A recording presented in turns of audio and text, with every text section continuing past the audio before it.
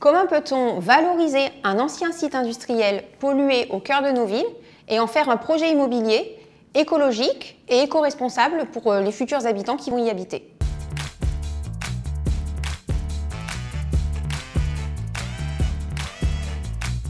Donc, je suis Isabelle Pabon, je suis chef de projet en environnement et particulièrement en sites et sols pollués. Et donc, je travaille dans le bureau d'études et d'ingénierie qui s'appelle Antea Group. Donc, ce site particulièrement sur lequel j'ai travaillé, il est situé donc en Rhône-Alpes. C'est un ancien site industriel du secteur de la métallurgie. Donc, le site a été fermé.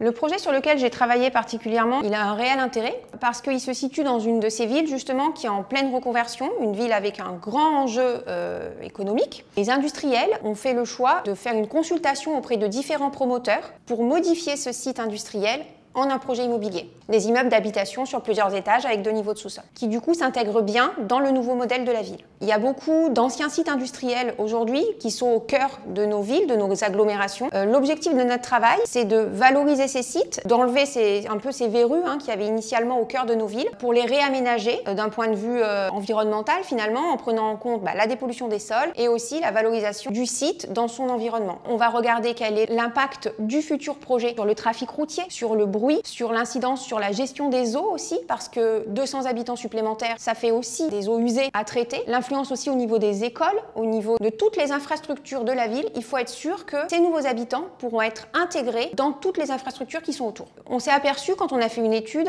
qu'il y avait des chauves-souris qui nichaient dans les anciens bâtiments industriels. Donc il a fallu qu'on propose des mesures compensatoires pour être sûr qu'une fois que le bâtiment allait être démoli, puis reconstruit, les chauves-souris, après la reconstruction des immeubles d'habitation, pourront revenir nicher aux mêmes endroits où elles ont l'habitude de venir tous les ans dans les futurs bâtiments. Donc on a proposé des mesures spécifiques. La difficulté, ça a été d'aider le promoteur à retirer les terres polluées, les réutiliser à l'extérieur, etc. Ça, c'était la première difficulté. La deuxième difficulté, c'est qu'on a la nappe qui est toujours un petit peu polluée à l'issue des travaux. Donc on a réussi à mettre en place un système de membrane étanche autour des futurs bâtiments qui permettent de rendre compatible le futur usage, donc l'usage d'habitation, avec le site. Du coup, toutes les personnes qui vivent dans l'immeuble peuvent vivre en toute sécurité sur un ancien site industriel.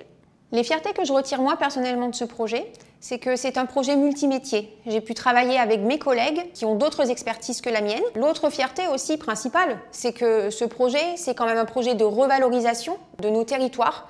On part d'un site industriel pollué et finalement on arrive à un projet immobilier avec des gens qui vivent en toute sécurité au cœur des villes. Donc du coup, l'environnement et le climat, c'est des notions qui sont assez abstraites. La chauve-souris, il faut savoir où elle niche, il faut savoir à quel moment elle se reproduit. Et ça, c'est un travail de technicien. Nous, les ingénieurs en environnement, on apporte ce côté concret qui est de toute façon indispensable pour valoriser nos sites et pour faire avancer les choses au final. On a besoin de choses concrètes et ça, c'est les ingénieurs qui l'apportent.